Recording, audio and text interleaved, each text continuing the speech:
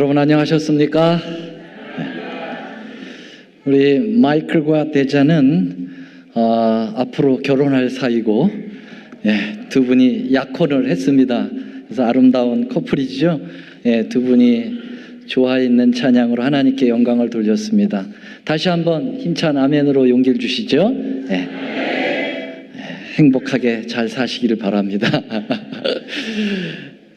오늘은 진리로 하나 되게 하소서라는 제목으로 말씀드리겠습니다. 하나님 말씀 우리 함께 읽겠습니다. 요한복음 17장 17절로 19절 말씀입니다. 시작. 저희를 진리로 거룩하게 하옵소서. 아버지의 말씀은 진리니이다. 아버지께서 나를 세상에 보내신 것 같이 나도 저희를 세상에 보내었고 또 저희를 위하여 내가 나를 거룩하게 하오니 이는 저희도 진리로 거룩함을 얻게 하려 함이니이다. 사람들이 이제 죽어갈 때 마지막 말들을 남기고 죽습니다. 대부분 유명 인사들이 남긴 말들이 많이 의미가 있죠. 그래서 오늘 그 유명한 사람들이 죽을 때 어떤 말을 했는지 잠깐 소개를 좀 해보려고 합니다. 이 줄리우스 카이사르라고 하는 로마 황제는 그의 친구인 그 공화파의 브루투스에 의해서 암살을 당하는데 칼침을 맞고 복부를 감싸주고 나둥그리면서 마지막 말을 브루투스 노마저도 이런 말을 하고 죽었다고 그래요. 그래서 굉장히 호기심 되는 말입니다. 그래서 많은 사람들이 회자가 되는 마지막 말이고요. 그 다음에 레오나르도 다빈치, 여러분 아주 천재 미술가 과학자 아주 대단한 사람이죠.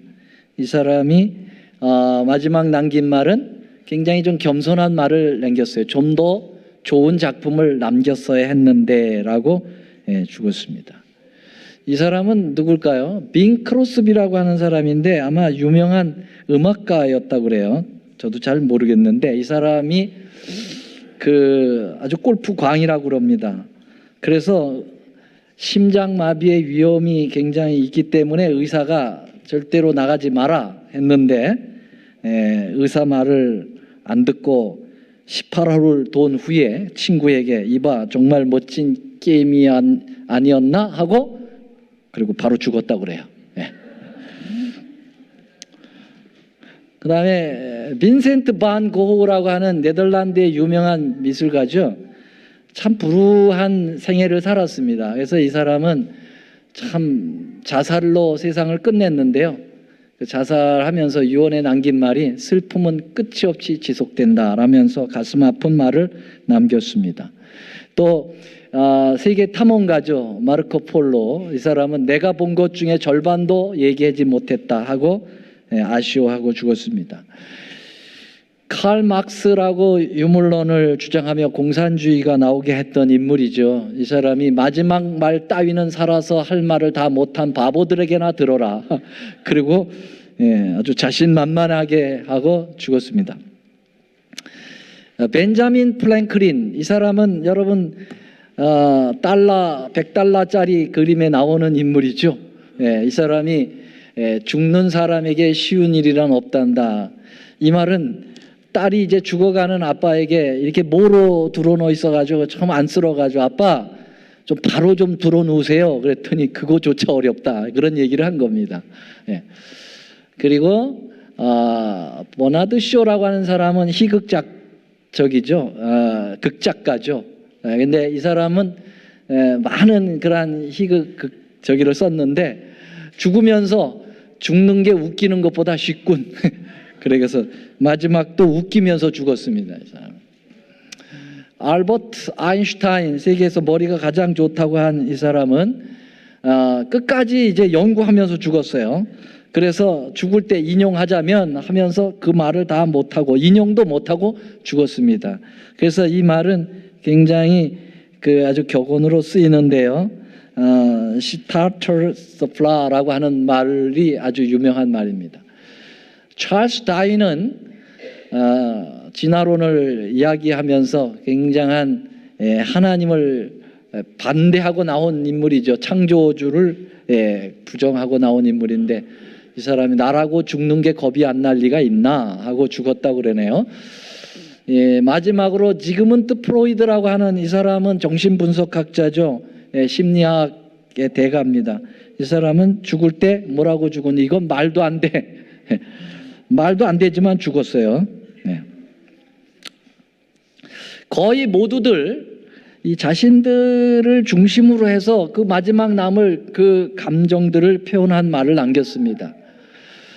정말 의미가 그렇게 깊지들은 않아요. 그냥 죽음 앞에서의 인간 본연의 그러한 말들이 나왔는데요.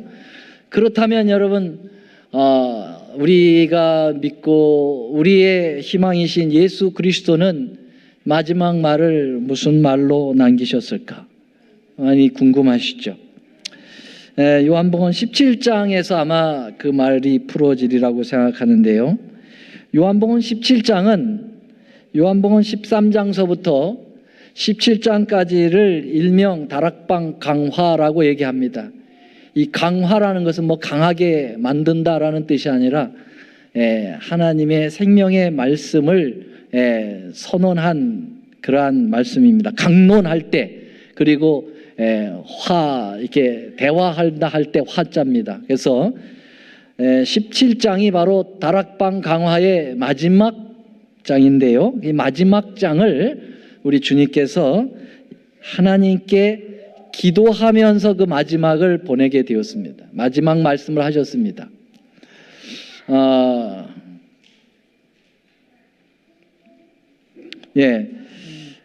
물론 예수님의 그 마지막 말씀은 어디에 나올까요? 성경에 사도행전 1장 8절에 보면은 오직 성령이 너에게 임하시면 너희가 권능을 받고 예루살렘과 유다와 사마리아와 땅끝까지 이르러 내 증인이 되리라 라고 말씀하신 다음에, 그리고 1장 9절에 말씀을 마친 후 하늘로 올리우시더라 말씀 나왔어요. 그래서 이 지구상에서 마지막 하신 말씀은 복음을 전하라 라고 하신 말씀으로 매듭을 지셨습니다. 그러나 예수님께서 꼭 당부하고 싶은 제자들에게 하신 마지막 말씀은 요한복음 17장의 기도라고 볼 수가 있겠습니다.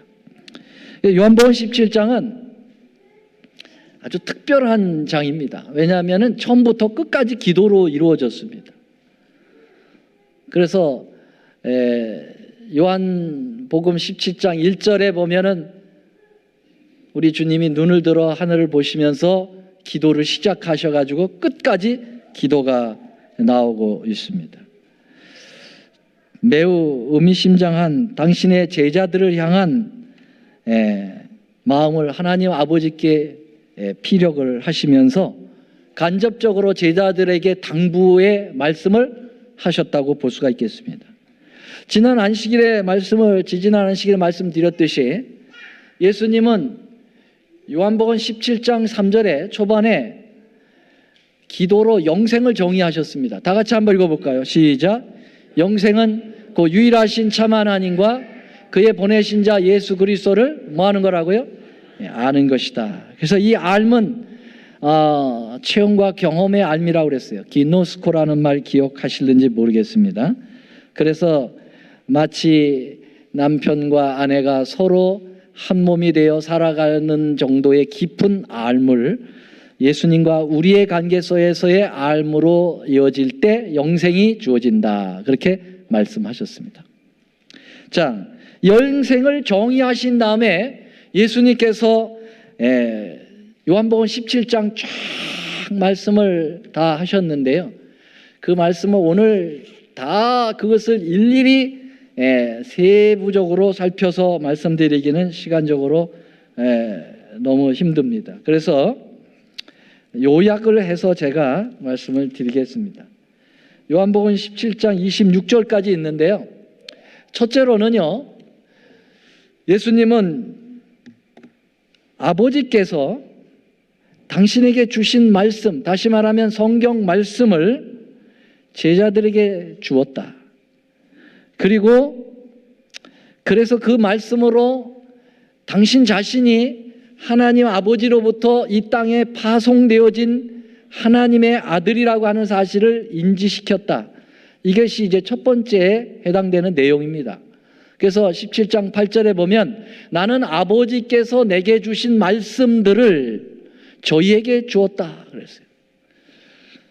이 말씀이 오늘날의 성경으로 이렇게 기록이 되어 있다고 볼 수 있겠습니다.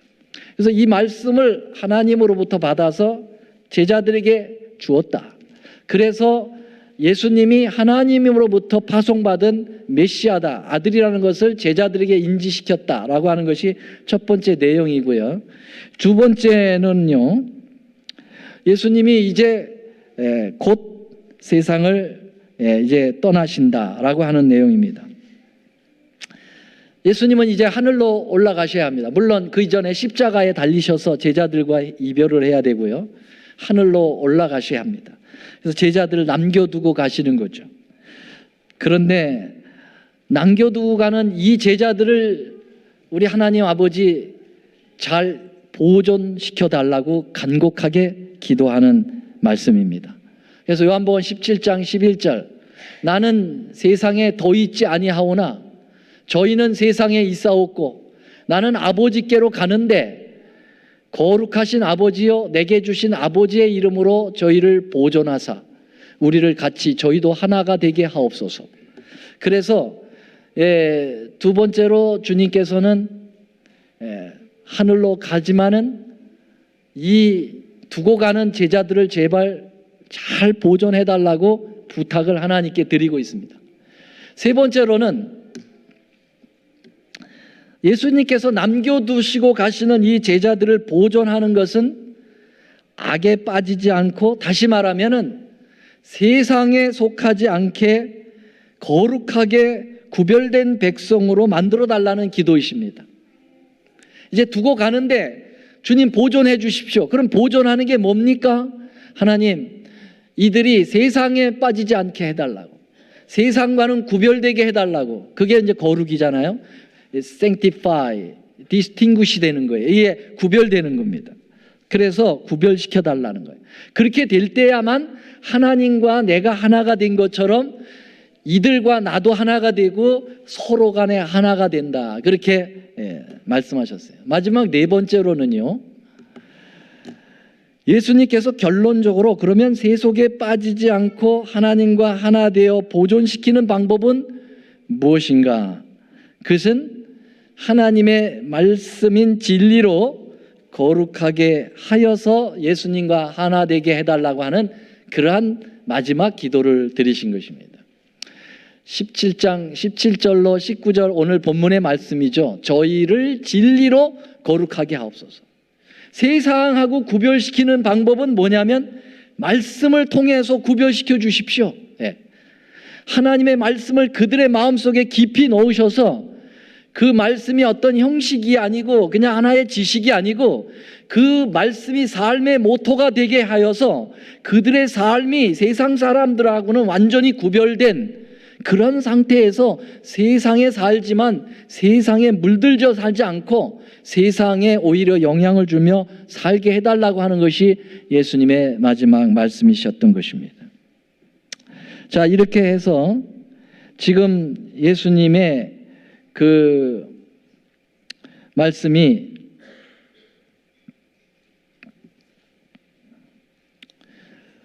이제 제자들에게 간접적으로는 기도의 음성으로 들려주시고 하나님 앞에 간절한 기도를 드린 것입니다. 여러분, 예수님이 제자들을 이제 두고 가실 때 마음은 어떤 마음이셨을까요? 그것은 마치 어린아이를 물가에다가 두고 어디 먼 곳을 떠나는 부모의 마음이 아니었겠나 그렇게 생각합니다. 여러분, 물가에 아이를 놔두면 어떻게 될까요? 분별 없는 아이를 물가에 놔두면 어떻게 되겠어요? 그거는 뭐 죽으라고 하는 거나 마찬가지죠. 제가 어렸을 때 저는 기억이 없죠. 근데 우리 둘째 형님이 저한테 고백을 하더라고요. 우리 형님하고 제가 한 7살 정도 차이가 나나요? 근데 제가 아주 갓난 막 걸음마를 시작하고 있을 때 날씨가 더우니까 저희 어머님이 얘 좀 찡찡거리지 말게 얘 좀 데려가서 놀아라 그랬대요.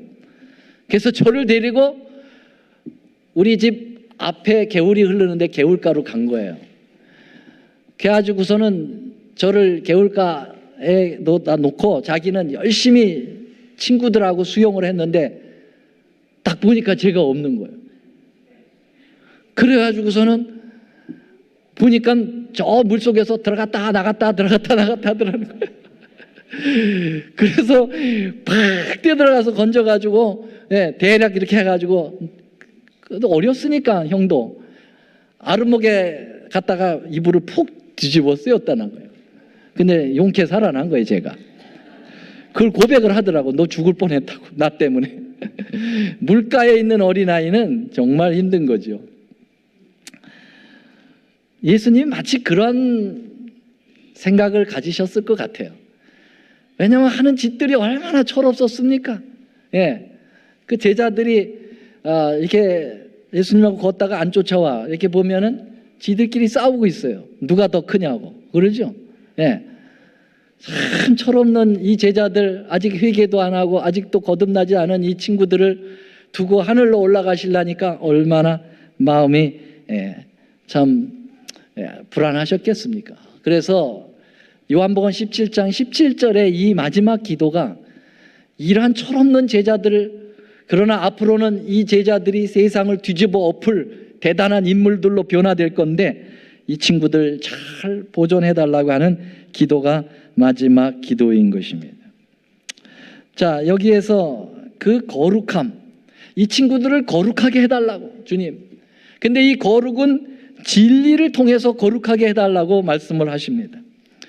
아까 우리 그 17장 초반부에 영생을 정의할 때도 영생은 예수 그리스도를 아는 것이다. 근데 그 알은 경험과 체험의 알인데 어떻게 만지지도 않고 뵙지도 않고 목소리도 안 듣고 그런 한 번도 뵌 적 없는 분과 어떻게 경험을 체험을 할 수 있는가? 뭘 가지고 한다고 그랬습니까? 말씀을 가지고. 그래서 말씀만 가지고도 예수를 만날 수 있는 경험을 우리 주님께서 말씀을 통해서 가르쳐 주시잖아요. 그런 것처럼 우리를 거룩하게 만드는 것도 역시 이 말씀을 통해서 우리를 세상과 구별을 시킨다고 하는 사실을 주님께서 말씀하시는 것입니다. 그래서 계속해서 이 요한복음 17장에 주시는 말씀은 내가 아버지의 말씀을 저희에게 주었다 그렇게 얘기했어요. 아버지의 말씀을 저희에게 주었사오니 저희들이 이제 세상에 속하지 않도록 해달라고, 그 말씀이 살아 움직여서 세상으로부터 정말 구별된 삶을 살도록 해달라고 하는 것이 주님의 분부, 그 하나님 앞에 간구였다고 볼 수가 있겠습니다. 여러분, 진짜 그리스도인들은 세상에 영향을 주면서 살아야 됩니다. 세상과 등지고 살라고 하는 말이 아니에요. 여러분, 우리가 과거 우리 재림교회에 좀 뼈아픈 그러한 역사가 있어요. 그게 바로 뭘까요? 입산파라고 하는 파가 있었어요. 입산파가 뭐죠? 입산파가? 산으로 들어가는 파가 생겼다는 거예요. 왜냐하면 재림을 준비한다고 생각해가지고 이 세상에 살면은 죄 지을 확률이 크니까 아무도 살지 않는 산골에 들어가서 믿는 사람들만 모여가지고 거기서 죄와 상관없이 살아보자. 그게 입산파입니다. 성공했습니까? 실패했습니까? 다시 도로 나왔어요. 여러분, 물론 화이트부인은 예언의 신을 통해서 컨트리 라이프, 시골 생활을 강조했습니다마는 화이트부인이 얘기한 시골 생활은 그렇게 세상을 등지고 완전히 은둔 생활을 얘기하는 게 아니라, 여러분, 아웃포스트라고 해서 도시에다가 아웃포스트를 만들어 놓고 전도를 계속하면서 다시 시골 생활을 하고 그리고 다시 나와서 전도를 하고 이렇게 세상하고의 등을 지는 게 아니라 그들과 함께 하면서 그들에게 복음을 전하라고 하는 그러한 식의 컨트리 라이프였습니다.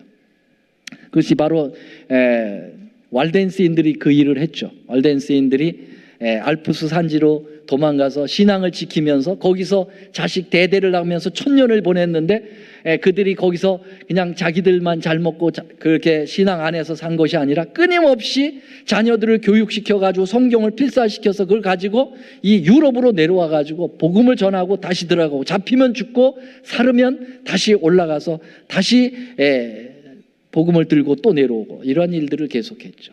우리 주님이 세상에 속하지 말게 해달라는 말은 세상에 등지라고 하는 얘기가 아니고 세상과 함께 살지만 세상에 영향을 받지 않고 세상에 영향을 주는 그런 영양가 있는 그리스도인이 되라고 하는, 그렇게 해달라고 하는 기도인 것입니다.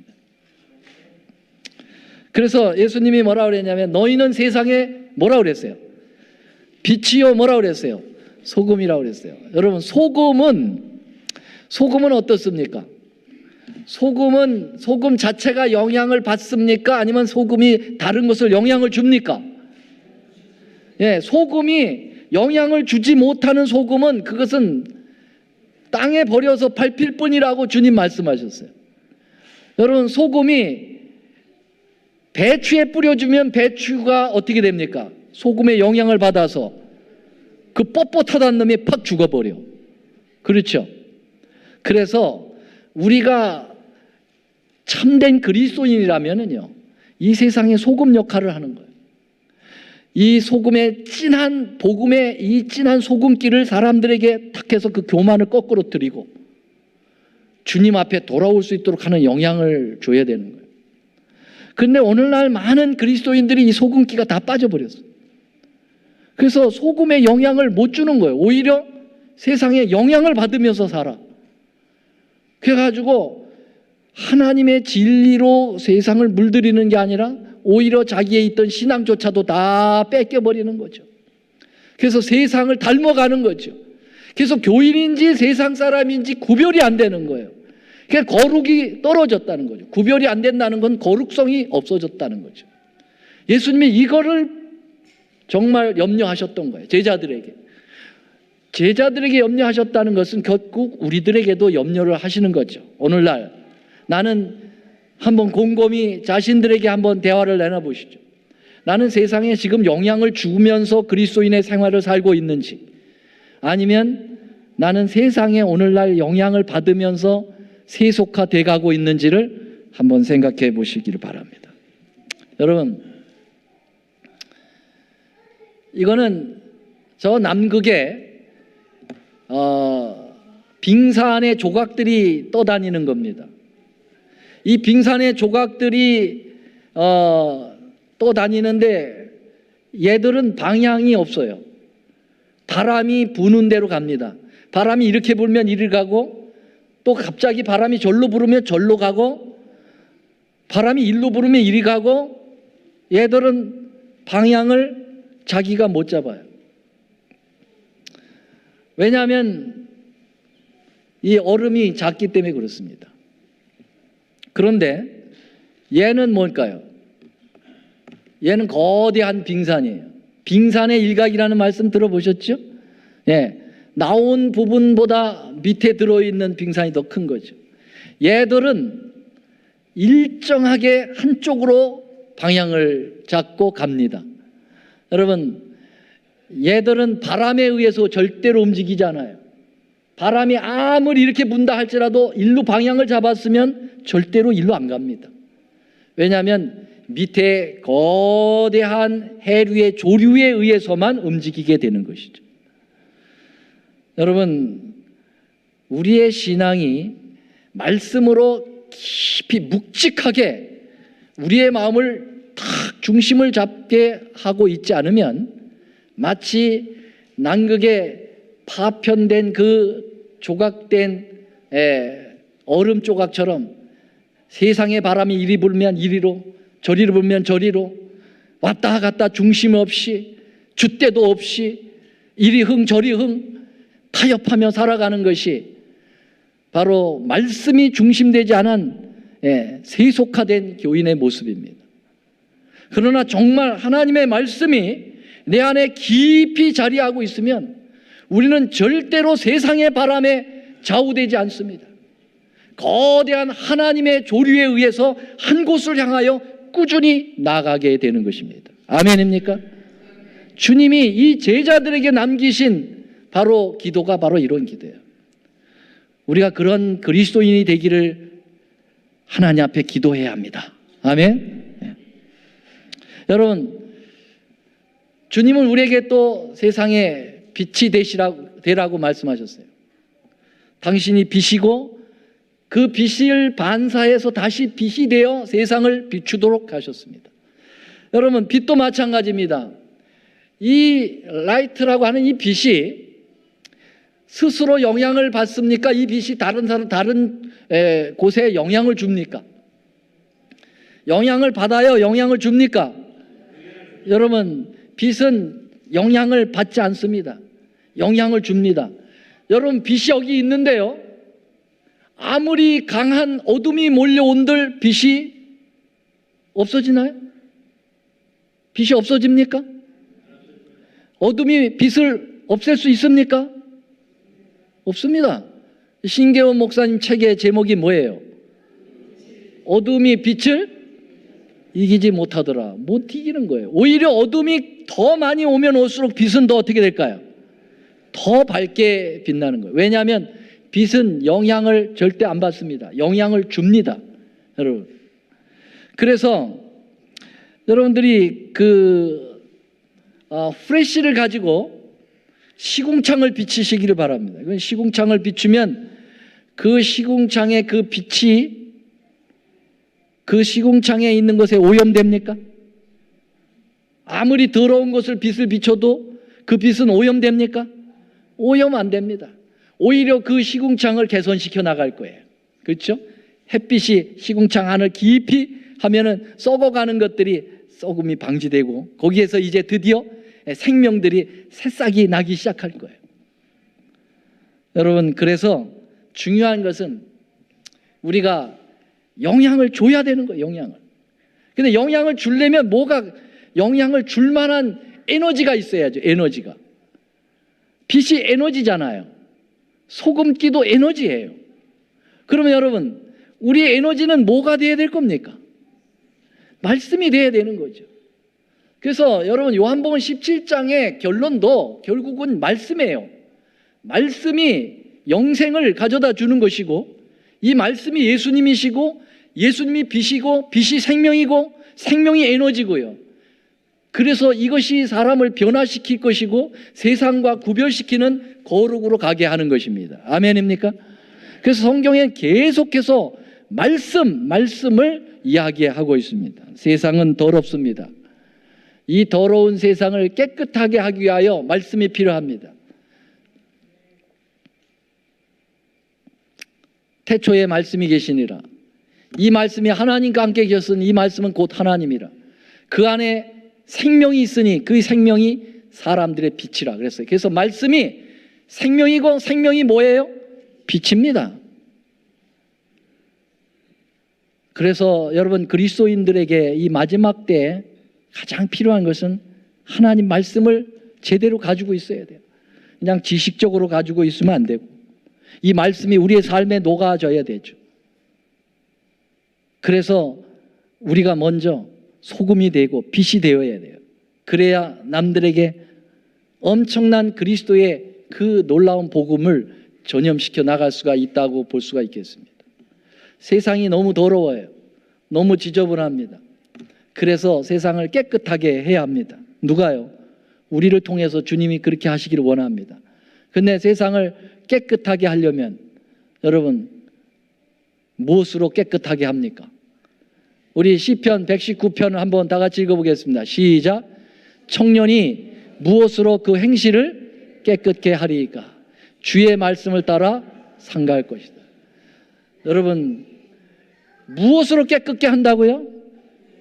주의 말씀을 따라 삼가하며 사는 것이 세상을 깨끗하게 하는 것이죠. 더러운 죄를 깨끗하게 만드는 것입니다.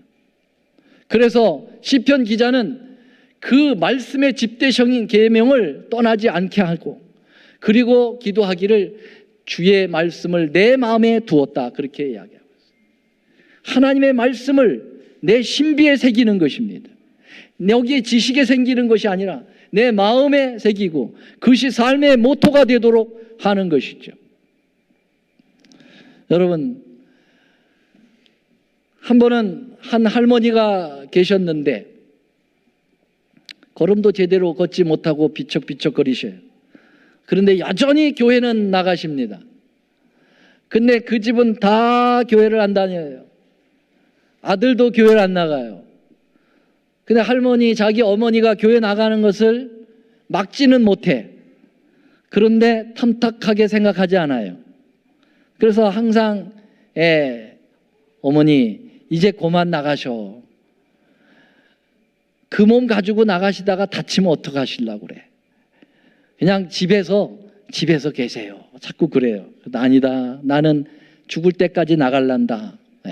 나는 교회 나가는 것이 나의 희망이요 꿈이다. 나를 막지 마라. 그래. 어머니, 도대체 어머니 그 교회 나가셔서 뭘 배우고 오세요? 그랬더니 말씀 듣고 오지. 그럼 어머니, 오늘 들은 말씀 뭔지 한번 설명해 보세요. 그러면 설명할 수 있어 없어요? 이 할머니가 오다가 다 잊어버렸거든. 그래서 머리만 긁으시고 다 잊어버렸다 그래서. 거보세요. 가서 아무것도 지금 배워가지도 못 오시잖아. 오다가 다 잊어버리잖아. 그러니까 가시지 말라고. 다음 주부터는 가시지 말라고. 근데 그 다음 안식일 또 가셨어요. 그리고 점심때 이제 어머니가 돌아오십니다. 이때 그 가족은 일찍 이제 다 온 가족이 모여가지고 좀 잘 사는 모양이에요. 뒷곁에 정원이 있고 거기다가 바베큐를 구워 먹으면서, 그것도 돼지 바베큐 구워 먹으면서, 숯불로 이게 막 구워 먹으면서 막 애들은 뛰어놀고, 가족들은 막 히히 낙낙거리면서 오후를 보내고 있었습니다. 그때 저쪽에서 가방을, 또 웬 가방을 그렇게 큰 걸 들고 다니는지, 큰 성경 가방을 들고 비척거리시면서 할머니, 어머니가 들어오시는 거예요. 그때 고기를 먹다가 말고 아들이 또 핀잔을 줍니다. 어머니, 어디 갔다 오세요? 잘 알면서. 교회 갔다 오지. 가시지 말라고 하셨잖아. 그래, 오늘 뭘 배워가지고 오셨어? 그랬어요. 다 잊어버렸다. 그랬어요. 거 봐요. 그러니까 애들도 까르르 웃고 거기에 있는 가족들이 다 할머니를 우습게 여기고 그렇게 돼버렸어요. 아주 분위기가 어색해졌어요. 할머니께서 참 이 답답한 분위기, 이 속상한 마음을 어떻게 할까? 그러다가 막 뛰어놀고 있는 아이를 하나 불렀어요. 애야, 저기 저 바베큐 구워 먹는 저 숯이 좀 남았는데 그 숯을 다 떼고 그 숯바구니를 이렇게 있는 빈 숯바구니가 있었어요. 저 숯바구니에 가서 저기 또랑에 가서 물 좀 떠가지고 와라 그랬어요. 여러분, 이 바구니로 된 숯바구니에다가 물 뜨면 어떻게 될까요? 그거 떠가지고 올 수 있겠어요? 그러니까 이 아이가 분명히 저거 할머니가 망령이 걸린 거 틀림없어요. 저기다 물을 떠가지고 오라 하니까. 그래가지고 할머니가 시키니까 들고 갑니다. 그러면서 식구들에게 할머니 이렇게 됐다고. 그리고서는 이제 물을 탁 떴습니다. 떴더니 오면서 어떻게 될까요? 줄줄줄줄줄줄 다 새가지고 할머니 앞에 바구니를 딱 내놨을 때는 물이 한 방울도 없어요. 할머니가 그 숯바구니를 들고 아들에게 얘기했어요. 어떻게 숯바구니에 물을 떠가지고 올 수 있니? 물이 다 샜지. 근데 보라, 숯바구니에 깨끗해졌지 않니? 그랬어요. 깨끗해졌지 않니? 이 노인네가, 이 애미가 어떻게 하나님 말씀을 다 기억하고 오겠니? 오다가 다 새지. 그런데 내 마음은 깨끗해졌다. 여러분, 하나님의 말씀은 우리를 깨끗하게 할 것입니다. 오늘 들은 설교 다 잊어버리셔도 이 말씀이 여러분의 심령을 깨끗하게 할 것입니다.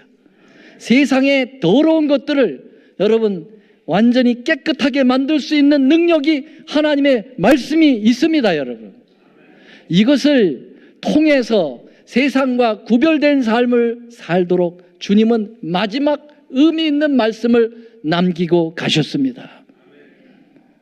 세상과 분명히 구별되어야 합니다. 우리 주님은 이 땅에 오실 때 하나님의 백성을 데려갑니다. 세상 사람들 데려가지 않습니다. 세상과 구별되지 않으면 하늘에 갈 생각을 하지 마십시오. 말씀으로 구별되어야 합니다. 진리로 거룩하게 하옵소서. 하나님의 말씀은 진리니이다. 어떤 주일학교에서 말썽꾸레기 학생이 이 말씀을 요한복음 17장 17절을 외우라고 그러니까 하나님의 말씀은 진리니이다를 하나님의 말씀은 진리입니다 이렇게 외워요. 진리입니까 여러분? 하나님 말씀에? 하나님의 말씀은 진리는 게 아니라 진리입니다. 아멘. 네. 말씀으로 깨끗게 되시고 하나님의 영원한 참 백성이 되시기를 간절히 바라면서 오늘 말씀을 드리겠습니다. 사랑의 주님, 에베소 5장 26절에 저희들에게 말씀하시기를 이는 곧 물로 씻어 말씀으로 깨끗하게 하사 거룩하게 하시고, 주님, 세상이 더럽습니다. 그래서 우리가 세상의 많은 것들에 오염되어 우리도 더러워진 양심이 되었습니다. 주님, 그러나 우리 예수님께서 우리에게 말씀하시기를 세상과 구별되기를 원하십니다. 세상에 속하여 살지만 세상에 영향을 주며 살으라고 말씀하십니다. 주님, 우리가 말씀으로 세상을 깨끗하게 하는 능력을 갖게 하여 주시옵소서. 이 혼탁한 세상을 말씀으로 정화시키고 주님 편에 굳게 서서 주님 안에 우리가 거하고 주님이 우리 안에 거하시는 놀라운 경험을 할 수 있도록 축복하여 주시옵소서. 이제는 우리 하나님의 크신 사랑과 예수님의 놀라우신 은혜와 성령님의 감화 교통하심이 세상에 살되 세상에 속하지 않고 하나님의 거룩한 은혜를 끼치며 사는 믿음의 백성으로 되기로 결심한 하나님의 이 백성들 위에 이제로부터 영원히 함께 하옵시기를 우리 구주 예수님의 이름으로 간절히 축원하옵나이다. 아멘.